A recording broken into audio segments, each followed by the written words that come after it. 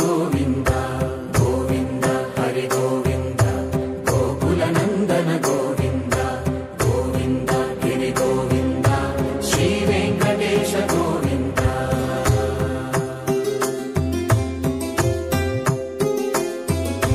భృగుముని పూజిత గోవింద భూమి యజ్ఞ ఫల గోవింద వికుంఠ విరక్త గోవింద వెంకటగిరిహిత గోవింద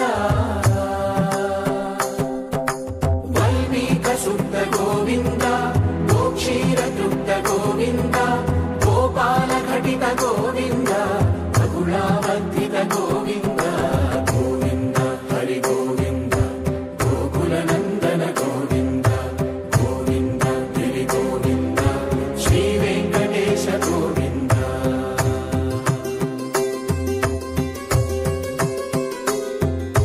మృగయా వినోద గోవింద మద గజ మద హర గోవింద పద్మా ప్రేమిక గోవింద పరిణయోత్సుక గోవింద కుబేర కృపాత్ర గోవింద గురుతర రుణయుత గోవింద కళ్యాణ ప్రియ గోవింద ఆపదామపహర్తారం దాతారం సర్వసంపదాం లోకాభిరామం శ్రీరామం భూయో భూయో నమామ్యహం. జై శ్రీమన్నారాయణ. ప్రియ భగవద్బంధులారా, ఈ కూర్మన్నపాలెం వెంకటేశ్వర స్వామివారి యొక్క ఆలయంలో 2వ పుష్కర మహోత్సవం జరుపుతున్నారు మీరందరూ కలిసి. దీనికి మొదటి నుంచి బాధ్యత వహించినటువంటి మన అశోక్ వర్మ గారు ఈవేళ ఈ ధ్వజస్తంభ ప్రతిష్ట, పునరుద్ధరణ, యాగశాల ఆవిష్కరణ, రామానుజస్వామి వారి యొక్క శ్రీ విగ్రహ ఆవిష్కరణ ఇవన్నీ జరపాలి అని ఆయన చాలా రోజులుగా కన్నటువంటి కళ ఈవేళ నిజమైంది, సార్థకమైంది. చాలా సంతోషం. రాజుగారు అలుపెరుగనటువంటి వీరుడు వర్మగారు. ఆయన ఇది చెయ్యాలి అని అనుకుంటే దానికోసం రాత్రి పగలు కష్టపడి సాధించేంత వరకు ఆయన దాన్ని ఒక దీక్షగా తీసుకుని కార్యక్రమాన్ని నెరవేర్చే మనస్తత్వం కలిగిన వ్యక్తి ఆయన. ఈవేళ కార్యక్రమాన్ని గురించి బహుశా ఆయన 25 సార్లు తిరుగుంటాడు మా దగ్గరికి. ఆయన తిరిగినందుకు విసుగొచ్చి ఆయనకి ప్రోగ్రాం ఇవ్వడం జరిగింది. వారికి ఉండేటటువంటి ఉత్సాహం అట్లాంటిది. మీ అందరి చేత మంచి మంచి కార్యక్రమాలు చేయిస్తూ మీ అందరి యొక్క తోడ్పాటుతోటి ఆలయాన్ని అందంగా, సర్వాంగ సుందరంగా తీర్చిదిద్ది దీన్ని 10 కాలాల పాటు అందరూ ఆస్వాదించగలిగేటట్టు చేయాలి. ఇది ఆయనకు ఉండేటటువంటి సంకల్పం. పట్టుదల మంచిదే. మంచి విషయాల్లో ఉంటే దాన్ని మనం ఎప్పుడూ ఎంకరేజ్ చేయాలి. నిర్బంధం చేసైనా తీసుకొచ్చి ఈ కార్యక్రమాన్ని జరిపించుకోవాలి అనేది ఆయన కోరిక. ఈవేళ ఉదయానికే ఎలాగైనా మమ్మల్ని ఇక్కడికి పట్టుకొచ్చి కిడ్నాప్ చేసైనా తీసుకురావాలని అనుకున్నాడు ఆయన. ఇటు నుంచి వస్తే కిడ్నాప్ చేస్తాడని మేము అటు ఎంపీ నుంచి వచ్చాము. శ్రీకాకుళం జిల్లాలో అక్కడ పెద్ద జీయరుపేట అని ఒక పేటకి పేరు పెట్టుకున్నారు. అక్కడ ఫరీద్పేట అని ఇదివరకు ఉండేది దానికి పేరు.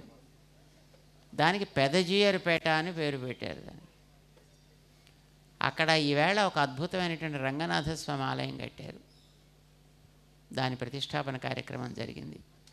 చాలా అందంగా కట్టారు. కింద నుంచి పైన ఉండేటటువంటి శిఖరం దాకా అంతా కూడా శిలామయంగా నిర్మాణం చేశారు. ఆ రంగనాథస్వామి ఆలయం ప్రణవాకార విమానంతో చాలా చక్కగా చేశారు. అందుకోసం అటు వెళ్ళాల్సి వచ్చింది. సో ఉదయం మేము ఇక్కడికి రావాలి అని అనుకున్నా కుదరలేదు. సాయంకాలం వేళ మిమ్మల్ని అందరినీ ఇలా చల్లగా కూర్చోబెట్టి మాట్లాడాలి అని, ఉదయం ఎండలో పెట్టి మిమ్మల్ని అందరినీ ఇబ్బంది పెట్టడం ఎందుకు అని మేము పొద్దున్న రాలేదు. ఎందుకంటే మీరందరూ ఎన్నెన్నో మంచి మంచి సేవలు చేస్తున్నారు. ఇప్పుడే మన వర్మ గారు పరిచయం చేశారు, మొత్తం ఏ బ్యాండ్ ఆఫ్ డోనర్స్.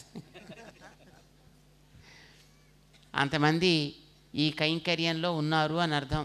ఇగో మా పక్కన కూర్చున్నటువంటి నారాయణ రెడ్డి గారి దంపతులు మన వెనకాతలు ఉండేటువంటి యాగశాలకి ఉభయదారులుగా ఉన్నారు. మన వికాస్ తరంగిణి ఆ నీలిమి గారి నేతృత్వంలో ఉండేటటువంటి టీం అంతా రామానుజస్వామి వారి విగ్రహ ఆవిష్కరణ కార్యక్రమంలో ఉన్నారు. ఇంకా మిగిలిన వాళ్ళంతా మిగిలిన కైంకర్యాల్లో ఉన్నారు.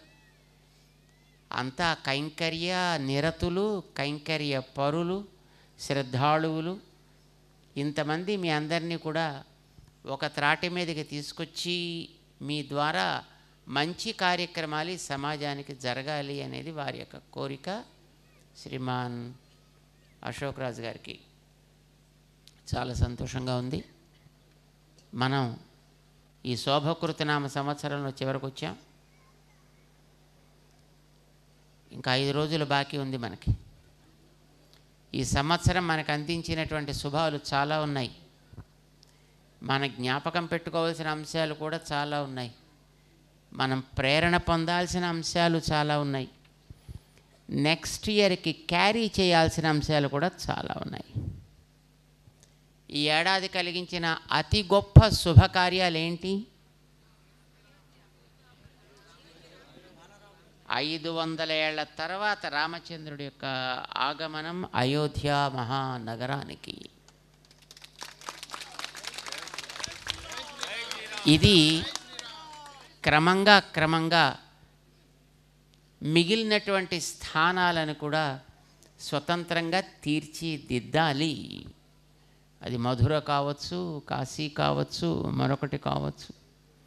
అన్ని ప్రాంతాల్లో కూడా అక్కడక్కడ ఉండేటటువంటి పూర్వపు చరిత్ర, పూర్వపు ఇతిహాసం పునరుద్ధరణ జరగాలి.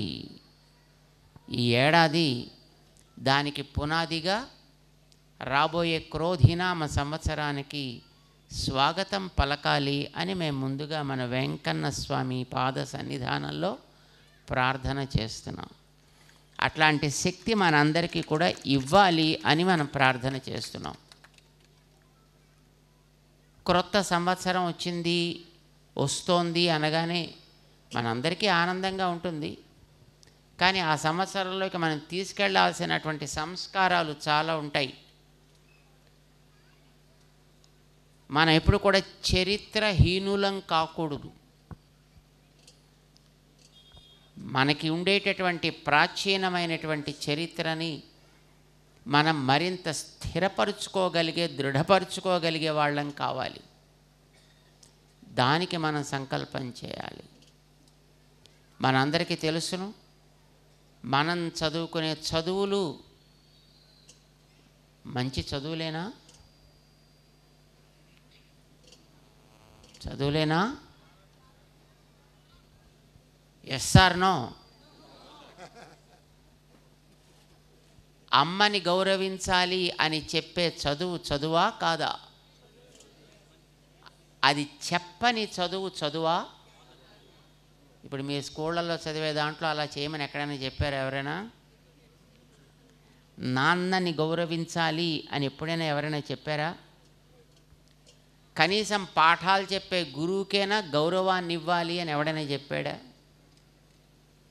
మన బతుకులు బండలు కాకుండా బ్రతికించే దేవుణ్ణి మనం గౌరవించాలి అని ఎవడైనా చెప్పాడా మనకి మన పాఠాల్లో? చదివారు ఎక్కడైనా అలాంటి చదువులు? అది చెప్పని చదువు చదువు అవుతుందా?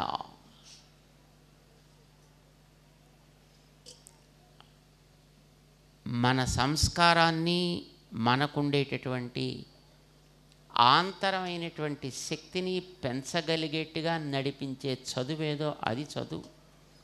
అలాంటి చదువులకి తెర తీయాలి ఈ రాబోయే సంవత్సరం అని మనం ప్రార్థన చేసుకుందాం. మీ అందరికీ తెలుసును, మన సమాజంలో బాగా నడవాలి అంటే ఎవరు ప్రధానం?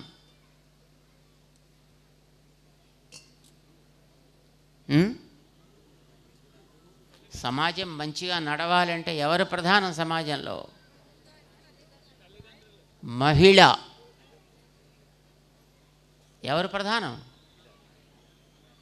ఆడవాళ్ళు ఆరోగ్యంగా ఉంటే అందరూ బాగుంటారు. మీ ఇంట్లో మీ మగాయనికి ఏం ఒంట్లో బాగాలేకపోతే 2 రోజులు పడుకుంటాడు, తర్వాత ఆయన మానం లేచిపోతాడు. ఆడవాళ్ళు పడుకుంటే ఏమవుతుంది? ఇల్లంతా గందరగోళం అవుతుంది. ఆయన గుప్పు ఎక్కడుందో తెలియదు, పంచదార ఎక్కడుందో తెలియదు, కాఫీ పౌడర్ ఎక్కడుందో తెలియదు, అగ్గిపెట్టి ఎక్కడుందో తెలియదు, కర్పూరం ఎక్కడుందో తెలియదు. అవన్నీ ఎవరికి తెలుస్తాయి? ఆడవాళ్ళ యొక్క ఆరోగ్యము సమాజానికి చాలా అవసరం. ఆడవాళ్ళ ఆరోగ్యాన్ని జాగ్రత్తగా చూసుకోవాల్సిన బాధ్యత ఎవరిది? మిగతా సమాజానిది. ఆడవాళ్ళు తమ ఆరోగ్యాన్ని ఎప్పుడైనా వాళ్ళు బాధ్యత వహిస్తారా? ఇంట్లో భర్త గారి ఆరోగ్యాన్ని చూస్తారు, తండ్రి గారి ఆరోగ్యాన్ని చూస్తారు, తనయుల ఆరోగ్యాన్ని చూస్తారు. తమ ఆరోగ్యం మీద ఎప్పుడు దృష్టి పెట్టే అలవాటు ఆడవాళ్ళకి ఉండదు. బట్టల మీద పెడతారు, బంగారం మీద పెడతారు, కానీ ఆరోగ్యం మీద పెట్టరు ఇప్పుడు కూడా దృష్టిని. కానీ వాళ్ళ ఆరోగ్యం సరికాకపోతే ఆ సమాజం తల్లకిందులు అవుతుంది. అందుకు వాళ్ళ ఆరోగ్యాన్ని జాగ్రత్తగా చూసుకోవడం ఎవరి బాధ్యత? మిగిలిన సమాజపు బాధ్యత. ఆడవాళ్ళల్లో ఇప్పుడు ఆరోగ్యానికి సంబంధించినటువంటి ఒక భయంకరమైనటువంటి ఇబ్బంది ఎక్కడొస్తోంది? ఇప్పుడు ఒక వ్యాధి, ఏమంటాం దాన్ని? క్యాన్సర్. అందరికీ తెలుసు. దానికి ఏదో ఒక పరీక్ష చేసుకోవాలంటారు. తెలుసునా అదేంటో?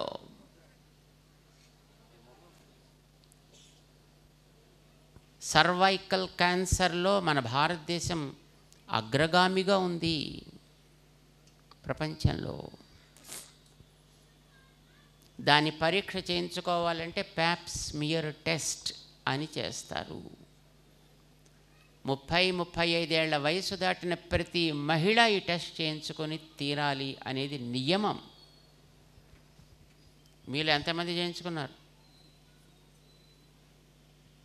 చూడండి, మన ఆరోగ్యం మీద మనకి ఎంత శ్రద్ధ ఉందో. 35 ఏళ్ళు దాటిన ప్రతి మహిళ ఈ స్క్రీనింగ్ టెస్ట్ చేయించుకొని తీరాలి అనేది నిర్బంధం, నియమం. కానీ చేయించుకుంటున్నారా?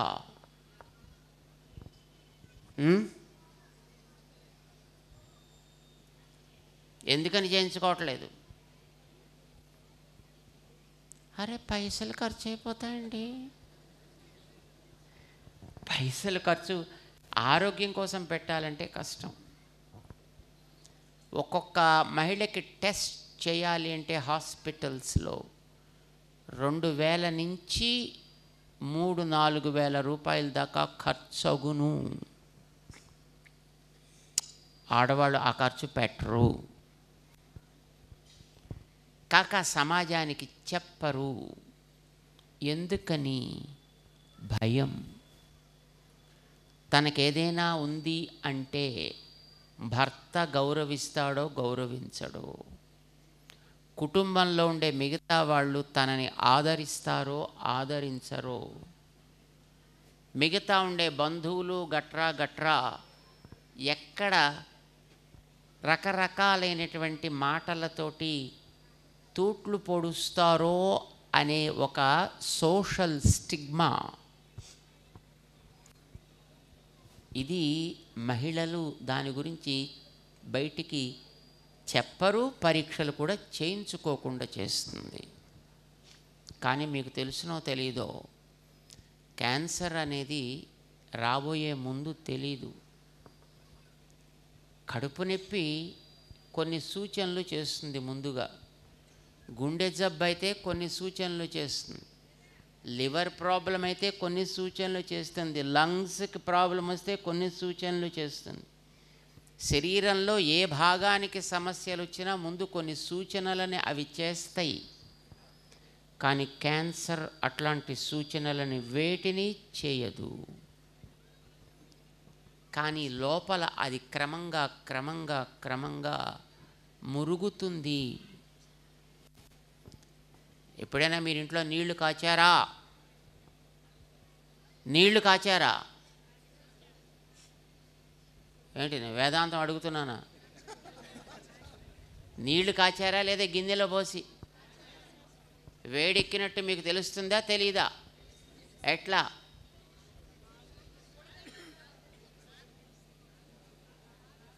రెండు రకాలుగా తెలుస్తుంది.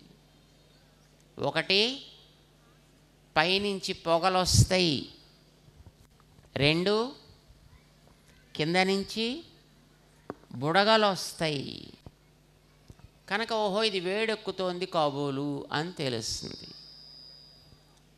కానీ ఎప్పుడైనా నీళ్ళల్లో బాగా పిండి కలిపి ఎప్పుడైనా వేడెక్కించారా?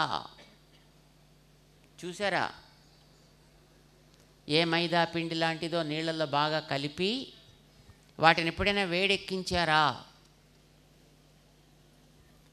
దాంట్లో ఆవిరి పొగలు కానీ బుడగలు కానీ వస్తాయా? మరి వేడెక్కినట్టు ఎట్లా తెలుస్తుంది మీకు?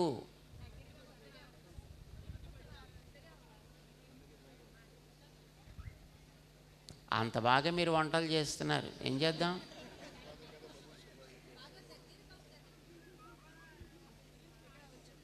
అది దగ్గరికి అవ్వదు, దూరం అవ్వదు. కొంతసేపు అయిన తర్వాత ఎక్కడో ఒక పక్క నుంచి టక్కుమని ఒక బుడగొచ్చి ఆగుతుంది. మరి కొంచెం సేపు అయిన తర్వాత ఇంకొక పక్క నుంచి ఎక్కడి నుంచో బుడక్కమని ఒక బుడగొచ్చి ఆగుతుంది, అంతే. మామూలు నీళ్లు స్టవ్ మీద పెడితే బుడగలు కాన్స్టెంట్గా అన్ని వైపుల నుంచి పైకి వస్తున్నట్టుగా ఆ పిండి కలిపినప్పుడు రావు. వేడెక్కినట్టు దాంట్లోంచి పొగలు కూడా కనిపించవు. వేడెక్కలేదు కాబోలని దాంట్లో వేలు పెడితే చర్మం ఊడును. వేడెక్కిన ఆ వేడిని గుర్తించే స్థితి దాంట్లో ఉండదు. ఇది క్యాన్సర్ అంటే. మిగతా జబ్బుల్లాగా ముందే గుర్తు ఇది వస్తోంది అని చెప్పడానికి అది ఎప్పుడు సూచనలని ఇవ్వదు. కానీ అది లోపల ఎక్కడో బాగా మురిగిన తర్వాత ఎక్కడి నుంచో పక్క నుంచి టక్మనో చిన్నది ఏదో కనిపిస్తుంది. అలా కనిపించే దశ వచ్చింది అంటే అది 2వ స్టేజో 3వ స్టేజో 4వ స్టేజో అయింది అని అర్థం. దాని తర్వాత చేసేది చాలా తక్కువ. అందుకోసమనే మహిళల ఆరోగ్యాన్ని ఆ స్టేజ్ దాకా రాక ముందే గుర్తించాల్సిన బాధ్యత ఉందా లేదా? మనందరికీ కూడా పరిచయం ఉంటుంది. మన ఇండ్లలో ఎక్కడో ఒక చోట ఎవరో ఒకళ్ళకి క్యాన్సర్ అనే మాట వినే ఉంటారు మీరందరూ, అవునా కాదా? ఎంతమంది విన్నారో చేతులు ఎత్తండి ఒక్కసారి చూస్తాను. ఎవరికో ఒకళ్ళకి, మన చుట్టుపక్కల ఉండే వ్యక్తులకో బంధువులకో మిత్రులకో ఫ్రెండ్స్కో somebody must be having the cancer. ఎంతమంది విని ఉంటారు? వాళ్ళకి ఏం ట్రీట్మెంట్ చేస్తారు? కీమో గీమో ఏదో ఇస్తారు. ఇస్తే వాళ్ళ స్థితి ఎట్లా ఉంటుంది? నరకము ఎక్కడికో పోనక్కర్లేదు. అక్కడెక్కడో యముడు ఆయన గారు ఏదో పెద్ద నీళ్లు ఉడికించి అందులో వీళ్ళని ఇలా దింపి పైకి లేపి దింపి లేపి ఇలాంటివేమీ ఉండవు. ఈ లోకంలో ఇక్కడుండగానే కీమో ఇవ్వగానే ఆ నరకం ఏమిటో వాళ్ళు ఇక్కడే చూస్తారు. ఇంకా తర్వాత వాళ్ళ దేహంలో కలిగే రకరకాల మార్పులు. ఇలాగా ఎవరికైనా ఎఫెక్ట్ కావచ్చు ఈ రోజుల్లో. ఎందుకో తెలుసునా, ఇదివరకు అట్లాంటిది ఉండేది కాదు, ఈ రోజుల్లో ఎక్కువైపోయింది. ఎందుకని? మన జీవితపు స్టైల్, మనం కావాలని ఎన్నుకున్న జీవన విధానం అట్లాంటిది. మనం తినే తిండి చెత్త తిండి. ఏ పనులు చేయక్కర్లేదు, పచ్చళ్ళు రుబ్బక్కర్లేదు, పిండి విసరక్కర్లేదు, పక్కకి నడవక్కర్లేదు. రూమ్లో కూర్చుంటే ఇటు తిరిగితే ఒక పని, అటు తిరిగితే ఒక పని, వెనక్కి తిరిగితే ఒక పని, ముందుకు తిరిగితే ఒక పని, మొత్తం అన్నీ పూర్తయిపోయాయి. ఇది మన జీవన స్టైల్. ఇది మన క్యాన్సర్కి కారణం. ఇలాంటి దాన్ని మనం చూస్తూ ఊరుకోవడమేనా? భారతదేశంలో ఉండే లెక్కల ప్రకారము ఒక 12 ఏళ్ల క్రితం ఏడాదికి 1,00,000 మందికి కొత్త వాళ్ళకి ఇలాంటి జబ్బు వస్తూ ఉండేది అని ఒక సెన్సస్, ఢిల్లీలో ఉండేటటువంటి ఎయిమ్స్ అని ఒక హాస్పిటల్ ఉంది పెద్దది, వాళ్ళు చెప్పేవారు. ఇప్పుడు ఏడాదికి 20 లక్షల మంది కొత్త కేసెస్ వస్తున్నాయి అని వాళ్ళు చెప్తున్నారు. 10 ఏళ్లలో ఎంత పెరిగింది? 20 రెట్లు పెరిగాను. 20 times జస్ట్ 12 ఏళ్లలో. మరి ఇంకొక 12 ఏళ్ళు గడిస్తే ఇంకెంతమందికి వస్తుందో తెలీదు. ఇది ఇలా పెరగనిద్దామా? మంచిదేనా? కాదంటే ఏం చేయాలి? దానికి కావలసిన జాగ్రత్తలేవో అది మనమే తీసుకోవాలి. ఎవరు తీసుకోవాలి? మేము తీసుకుంటే మీ ఆరోగ్యం బాగుపడుద్దా? ఎవరి ఆరోగ్యపు జాగ్రత్తని వాళ్ళు తీసుకోవాలి. ఎవరి ఆరోగ్యానికి కావలసినటువంటి అభ్యాసమును వాళ్ళే చేయాలి. ఒకవేళ వాళ్ళకి చేత కాకపోతే మనం ఎవరైనా నేర్చుకుని వాళ్ళకి నేర్పాలి.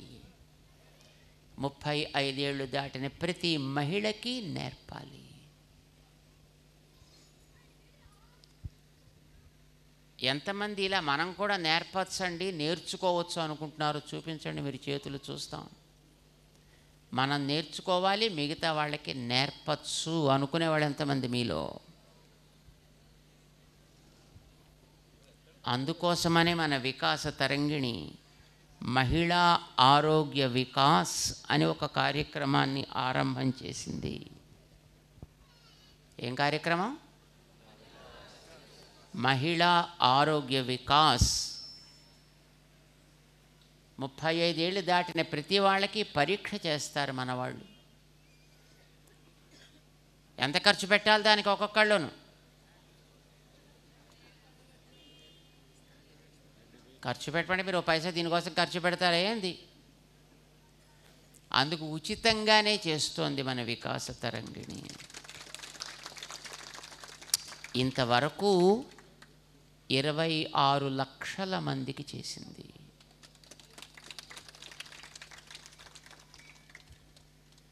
మన ప్రాంతంలో కూడా దాంట్లో శిక్షణ పొందిన మహిళా కార్యకర్తలు ఉన్నారు. మన విశాఖలో, విజయనగరంలో, శ్రీకాకుళంలో, ఈ ప్రాంతంలో కూడా ఉన్నారు. దానిని మనం నేర్చుకుని మనమే పరీక్ష చేయొచ్చు. ఆ పరీక్ష చేసే ఒక పరికరం ఉంటుందండి, దాని పేరు కాల్పోస్కోప్ అంటారు. ఇది బయట మనకి హాస్పిటల్లో వాడేది వాళ్ళు కొనాలి అంటే దాని కాస్ట్ 2.5 లక్షలు. దాన్ని మన వాలంటీర్సే మనకుండే అనుభవం చేత 7,000 రూపాయలకు దొరికేట్టుగా తయారు చేసుకున్నాం మనం. వాళ్ళకంటే ఇంకా ఎక్కువ సమర్థవంతంగా. దాంతో మన వాళ్ళు పరీక్షలు చేస్తారు, కావలసినటువంటి ఔషధాలను ఇస్తారు, మళ్ళీ పరీక్ష చేస్తారు. అది లేతే ఉంటే ఏ జాగ్రత్తలు తీసుకోవాలో మనకి నేర్పిస్తారు.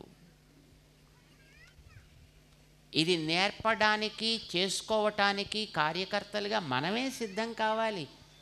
మన ఆరోగ్యం కోసం ఆకాశంలోంచి దేవతలు దిగిరారు. మన కడుపు నిండాలంటే తిండి ఎవరు తినాలి? ఎవరైనా అక్కడ తిండి తిని ఓం ఓం ఓం అని మీకు నైవేద్యం పెడితే కడుపు నిండుతుందా? మీ ఆరోగ్యానికి మీరే సిద్ధపడాలి. మీలో అలాగా నేర్చుకుందాము అనే కోరికుంటే, ఇందాక ఇక్కడ మీ నీలిమ గారు ఉన్నారు, ఇక్కడ ఒక రిపోర్టు చదివారు, ఆవిడతో సంప్రదించండి, లేదా మన అశోకరాజు గారితో సంప్రదించండి. ఒక టీం కింద మీరు తయారు కండి. మీ దగ్గరికి నేర్పగలిగేటటువంటి ఎలా చెయ్యాలో, ఏం చెయ్యాలో, ఏం తెలుసుకోవాలో మీకు నేర్పగలిగే వ్యక్తులు మీ దగ్గరికే వస్తారు. మన కార్యకర్తలు మీ దగ్గరికే వస్తారు, మీకు ఇక్కడ నేర్పిస్తారు. మన ఆలయమే ఒక సెంటర్గా పెట్టుకోండి. ఈ ఆలయాన్ని మీరు సెంటర్గా పెట్టుకోవచ్చు కదా సర్వీసెస్కి. దేవుడికి చేసే పూజలతో పాటు ఆ దేవుడికే చెందిన సమాజాన్ని కూడా మనం జాగ్రత్తగా పెట్టాలా వద్దా? ఏమండి, మీరంటే నాకు భలే ప్రేమ అండి, మీ శరీరం ఏమైనా నాకేం బెంగలేదండి అనొచ్చా?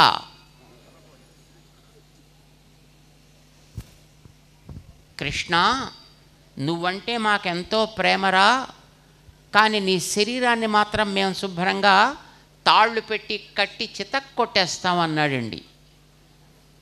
అది దుర్యోధనుడి యొక్క జాతి. ఈ ప్రపంచమంతా భగవంతుడి యొక్క శరీరము, అందులో మనమందరము భాగాలము. భగవంతుడి మీద నిజమైన ప్రేమ ఉంటే భగవంతుడిదైనటువంటి ఈ సమాజంలో ఉండే ప్రతి అంశలో మన వంతు సేవ ఎక్కడ చేతనైతే అంతా మనం చెయ్యాలి. అలా భగవంతుణ్ణి మనం సేవించాలి. ఇది మంచిదా కాదా? మంచిదనుకున్న వాళ్ళు ఎవరో చేయొత్తండి చూస్తాం. చేద్దాం అనుకున్న వాళ్ళు ఎవరో చేయొత్తండి, ఈసారి చూద్దాం.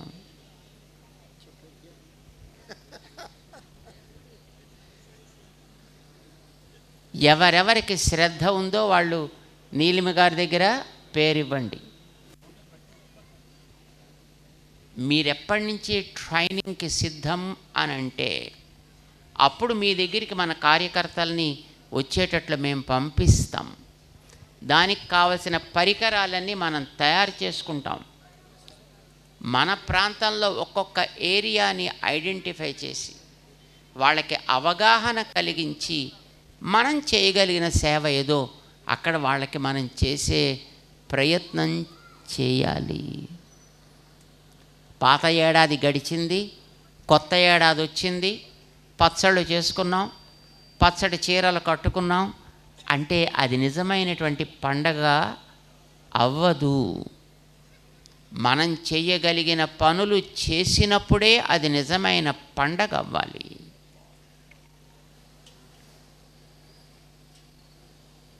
చేద్దామా వద్దా? ఎంతమంది చేయడానికి సిద్ధపడతారో చూస్తాం తర్వాత. అశోక్జీ, ఇప్పుడు ఇక్కడ కూర్చున్న వాళ్ళల్లో ఉండేటటువంటి పరమ భక్తి శ్రద్ధ ఎంత గట్టిదో రేపొద్దున మీరు చూపించిన లిస్టుని బట్టి నిర్ణయం చేస్తాం మేము. ఇప్పుడు ఇక్కడ అదే కబుర్లు. మీ అనుగ్రహం ఉంటే ఏదైనా అవుతుందండి, మేము చేయలేదంటే మీ అనుగ్రహం లేదన్నమాట అండి, తప్పు మాది కాదండి అని చెప్తే తప్పు మీదేనండి.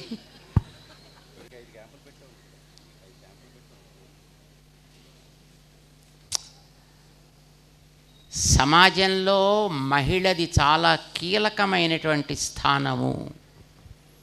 ఆ మహిళని ఆరోగ్యంగా ఉంచగలిగినప్పుడే ఆ సమాజం ఆరోగ్యవంతమవుతుంది. మహిళకి రక్షణ లేనినాడు, ఆరోగ్యం లేనినాడు ఆ సమాజం నిర్వీర్యమవుతుంది. మన సమాజాన్ని ఆరోగ్యంగా అట్టే పెట్టుకుందామా వద్దా? Yes or no? నిద్రపోతున్నారా? సమాజానికి కావాల్సిన రెండవ రక్షణ ఎక్కడి నుంచి? సమాజానికి భవిష్యత్ ఎవరు? పిల్లలు. పిల్లలకి ఆరోగ్యము, పిల్లలకి సంస్కారము, ఇవి రెండూ కావాలి. పిల్లలకి ఆరోగ్యం బాగా ఉండాలి అనంటే దానికోసం మన వికాస తరంగిణి మరొక కార్యక్రమం చేస్తోంది. ఏమిటది? ఒక బంగారముతో తయారు చేసిన ఒక మందు మన వాళ్ళు ఇస్తారు. ముఖ్యంగా ఈ రోజుల్లో పిల్లల్లో ఆటిజం అనే ఒక జబ్బు వస్తోంది. ఇదివరకు మన దేశంలో ఉండేది కాదు, అది ఎక్కడో విదేశాల్లో ఉండేది. కానీ మనం దురదృష్టం కొద్దీ అలాంటి డాలర్ల జబ్బుల్ని రూపాయలతో కొనుక్కుంటున్నాం. It is sad but it is true.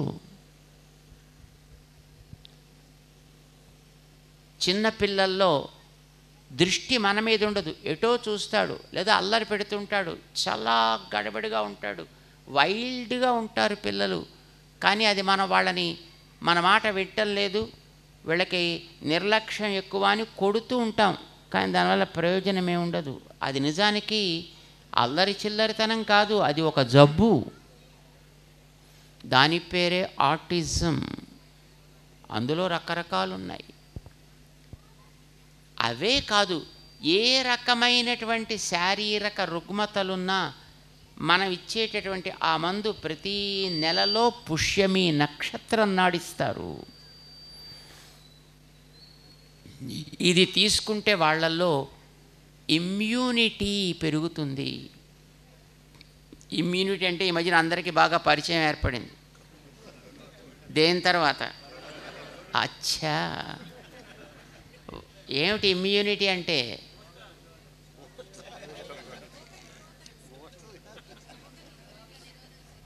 దేహాన్ని సంరక్షణ చేసుకోగలిగేటటువంటి ఆత్మరక్షణ శక్తి. అది పెరిగితే అది రోగాల్ని వేటిని రాకుండా అడ్డుతుంది.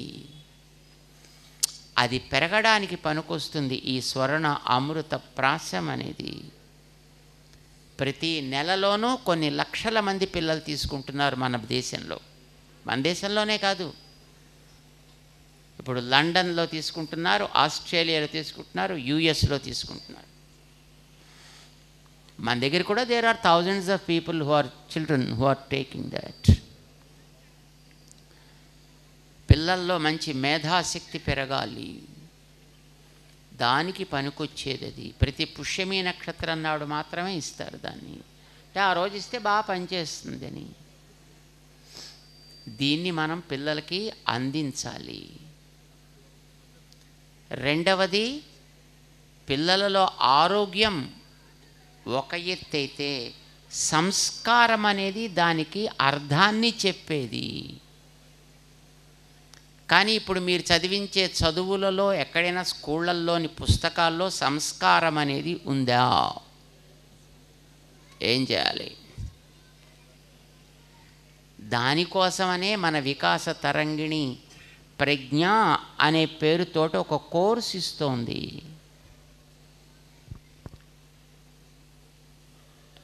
మన దేశంలో నేర్చుకునే వాళ్ళు తక్కువగానే ఉన్నారు. అమెరికా లాంటి దేశాల్లో కొన్ని వేల మంది పిల్లలు ఉన్నారు.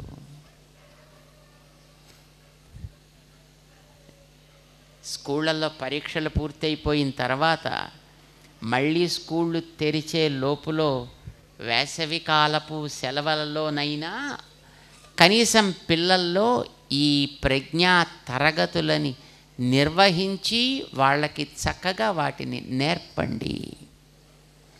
వాళ్ళలో సంస్కారాన్ని కొంతైనా రుచి చూపించే ప్రయత్నం చేయండి. అది లేకపోతే పెరిగిన మనిషి పశువు కంటే దారుణం, యంత్రం కంటే దారుణం. ఎందుకంటే వీడికి స్వయం తెలివి కొంత ఉంది. ఇక్కడ పిచ్చోడికి చేతిలో కత్తిస్తే ఏం చేస్తాడు? కనిపించిన వాడినల్లా పొడుస్తాడు, లేదా తన్నైనా పొడుచుకుంటాడు. ఇప్పుడు మన పిల్లల చేతుల్లో పెట్టే విద్య అట్లానే ఉంది. అందులోనూ ఆర్టిఫిషియల్ ఇంటెలిజెన్స్ లాంటి వాటిని ఇప్పుడు ఇంట్రడ్యూస్ చేసిన తర్వాత మరింత పెరుగుతోంది. ఇందాకనే జస్ట్ మేము ఇక్కడ రావడానికి ముందర మన వారిజలో చూస్తున్నాం, ఒక పిల్లాడు అసలు మాట వింటలే, వాళ్ళ నాన్నగారు చక్కగా వాడికి చేతికి సెల్ ఫోన్ ఇచ్చేసాడే, ఆ పిల్లాడు దాన్ని చూస్తూ కూర్చున్నాడు. ఇది మనం పిల్లలకి చేసేటటువంటి ఉపకారం. వాళ్ళని మరింత వైల్డ్గా తయారు చేస్తున్నాం. కాసేపు ఫోన్ తీసుకుంటే ఇంకా వాడు పెట్టే గోల భరించడానికి శక్యం కానంత. మీ చిన్నప్పుడు అలా ఫోన్లతోనే పెరిగారా? మీరేం పనికిరాని వాళ్ళుగా ఉన్నారా ఇప్పుడు సమాజంలో? సమాజంలో మీరు పనికిరాని వాళ్ళుగా పెరుగుతున్నారా? ఫోన్లు లేకుండా మీరు పెరిగారు కదా, బాగానే చదివారు కదా, బాగానే సంపాదించారు కదా, ఇళ్ళు వాకిళ్ళు కట్టారు కదా, పిల్ల పాప కన్నారు కదా. తిండి తిప్పలు మీకు రావటం లేదా? కానీ మనం అది పెట్టుకుని పిల్లల్ని పాడు చేస్తున్నాం. ఈవేళ కొంత మంచి సమయంలో చేయగలిగిన పనులు ఏముంటాయో వాళ్ళకి నేర్పడానికైనా ప్రజ్ఞ గురించి మీరు నేర్వండి, మీ పిల్లలకి నేర్పండి. Is it good or bad? ఎంతమంది ట్రై చేద్దాం?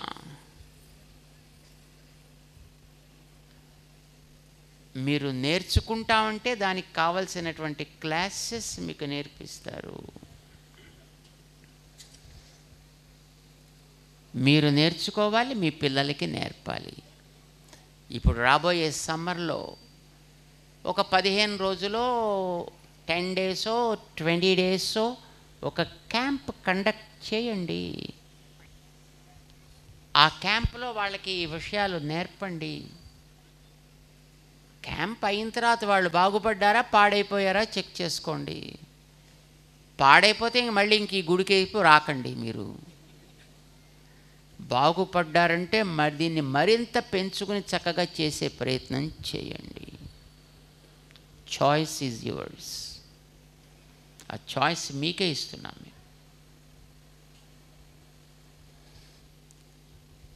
మన వికాస తరంగిణి ఇలాంటి కార్యక్రమాలు చేస్తోంది. మన అశోక్ రాజు గారు ఈ కార్యక్రమాలని బాగా మన చుట్టూ ఉండే సమాజానికి అందివ్వాలి అనేటటువంటి బాధ్యతను తీసుకుని వారు ఏదో పాపం తంటాలు పడుతున్నాడు. ఆయన చేతికి తగినట్లుగా ఆయన తంటాలు పడుతున్నాడు. మన ఎంఎస్ వర్మ గారని విశాఖపట్నంలోనే ఉంటారు, మహానుభావులు. వారు మన ఆంధ్రప్రదేశ్ వికాస తరంగిణికి అధ్యక్షులుగా ఉంటారు. ఇక్కడికి వస్తే వర్మ, ఇక్కడికి ఒకసారి వస్తే మీరు బాగుంటుంది. కనీసం చూసి ఒక వీరు కాబోలు అనుకుంటారు అందరూ.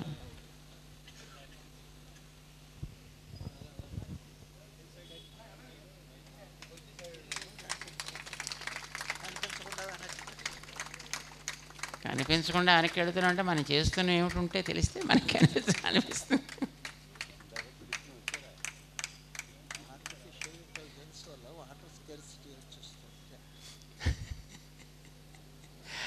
శ్రీమాన్ వర్మ గారు మన ఆంధ్రప్రదేశ్ వికాస్ తరంగిణికి అధ్యక్షులు.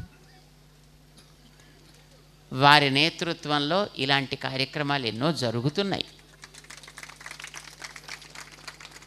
అంచేత మన వాళ్ళే ఇక్కడ వాళ్ళే ఉన్నారు. అంచేత మీకు బెంగక్కర్లేదు, ఏమో మన దీంట్లో కనుక చేరామంటే ఏమైపోతామో అని బెంగ అవసరం లేదు మనకి. ధైర్యంగా మీరు చక్కగా టీమ్స్ ఫామ్ కావచ్చు, కొంత మీరు నేర్చుకోవచ్చు, మీ చుట్టూ ఉండే వాళ్ళకి నేర్పచ్చు. ముఖ్యంగా మీ అందరికీ పాపం చాలామందికి ఇందాక ఎవరో చెప్పారు, అయ్యో నేను మళ్ళీ త్వరలోనే మోకాళ్ళకి మళ్ళీ వైద్యం చేయించుకోవాలండి, మీరు మంగళాశాసనం చేయండి స్వామి. ఇందాక మేము అక్కడ కూర్చున్నప్పుడు ఒక కాలికి అయిందండి మళ్ళీ చేయాలండి. చాలామందికి కాళ్ళ నొప్పులు, చేతుల నొప్పులు, నడువు నొప్పులు, మెడ నొప్పులు ఇవి పెరుగుతున్నాయి. కాస్త కూడా మన ఒళ్ళు కదపడానికి చేత కానటువంటి స్థితిలోకి మనం దిగజారుతున్నాం ఆరోగ్య దృష్ట్యా. మన ఆరోగ్యాన్ని బాగు చేసుకోవాల్సిన బాధ్యత మనకు ఉందా లేదా? ఎంతమంది అనుకుంటున్నారు ఉందని? కనీసం మన ముసలాళం అయ్యే లోపులోనైనా మన ఒళ్ళు మన స్వాధీనంలో ఉండాలి అని ఎంతమంది అనుకుంటున్నారు? కానీ ఉంటుందా? అలా ఉండడానికి మనం కనీసం రోజు పావు గంట సేపు శ్రమ పడగలమా? చేయొచ్చా చేయకూడదా? అది మీకు చేద్దామని కోరికుంటే మన వికాస తరంగిణి వాడిని సంప్రదించండి. దానికి కావలసినటువంటి విషయాలు ఏమేమి మనం చేస్తే మన ఒళ్ళు మన స్వాధీనంలో ఉంటుంది. కనీసం మనం ముసలాళ్ళం కాకుండా ఉండగలుగుతాం. చూడండి పాపం అప్పుడే మా చేతిలో కూడా ఓ దండం ఉందనుకోండి, కానీ ఇది సపోర్ట్ కోసం వచ్చిన దండం కాదు. ఇది మా అయ్యవారికి పాపం సపోర్ట్ కోసం వచ్చింది ఒక దండ. ఇలాంటి మూడవ కాలు మీద ఆధారపడక్కర్లేని స్థితి మనం కలిగి ఉండాలి. ఎప్పుడూను మన ఒళ్ళు మనం చెప్పినట్టు వినేట్టుగా ఉండాలి. దానికైనా మనం కొంత సమయాన్ని రోజు కేటాయించవచ్చు కదా. అలా మీరు కేటాయిస్తామంటే దానికి కావలసిన శిక్షణని ఇచ్చేవాళ్ళు మన దగ్గర మహానుభావులు ఉన్నారు.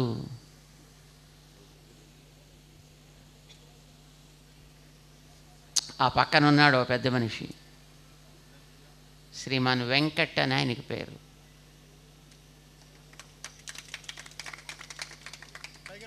మనకు కావలసినటువంటి కొన్ని ఏం శ్రమ అక్కర్లేదు, మీకేం పైసలు ఖర్చు పెట్టక్కర్లేదు.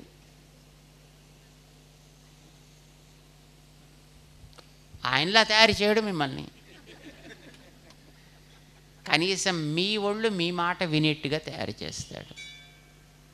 రోజు ఒక 10 నిమిషాలు టైం మీరు ఇవ్వగలిగితే చాలు. డాక్టర్స్ దగ్గరికి పోనక్కర్లేదు, అనవసరంగా పైసలు తగలబెట్టనక్కర్లేదు, పైసలు తగలబెట్టినా ఒళ్ళు పాడు చేసుకోనక్కర్లేదు. ఇవన్నీ మన వికాస తరంగిణి చేస్తోంది. కానీ మన కూరమన్న పాలెంలో ఎంతమంది చేసుకుంటున్నారో మాకు తెలియదు. ఇందాక మన నీలిమ గారు ఏవో చాలా చదివారైతే చేస్తున్నట్టుగా, కానీ మరి ఏం చేస్తున్నారో నాకైతే అంత బాగా నెంబర్లు అయితే తెలియవు. కానీ మనం మనంగా ఉన్నామనిపించుకునే స్థితికి మన సమాజాన్ని తీసుకువెళ్ళడమే లక్ష్యంగా మన వికాస తరంగిణి ఆరంభం అయింది. మన అశోక్ రాజు గారు బాధ్యత తీసుకుని ఈ కూర్మన్నపాలెం ఆలయాన్నే దానికి ఒక కేంద్రంగా, అందుకోసమనే అక్కడికి రామానుజాచార్యుల వారు వచ్చారు. అక్కడికి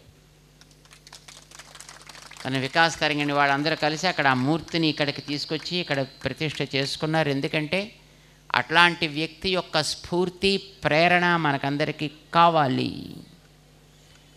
మనం కూడా మంచి ఆరోగ్యంగా ఉండాలి. మీలో ఎంతమందికి 120 ఏళ్ళు బతకాలని చెప్పండి.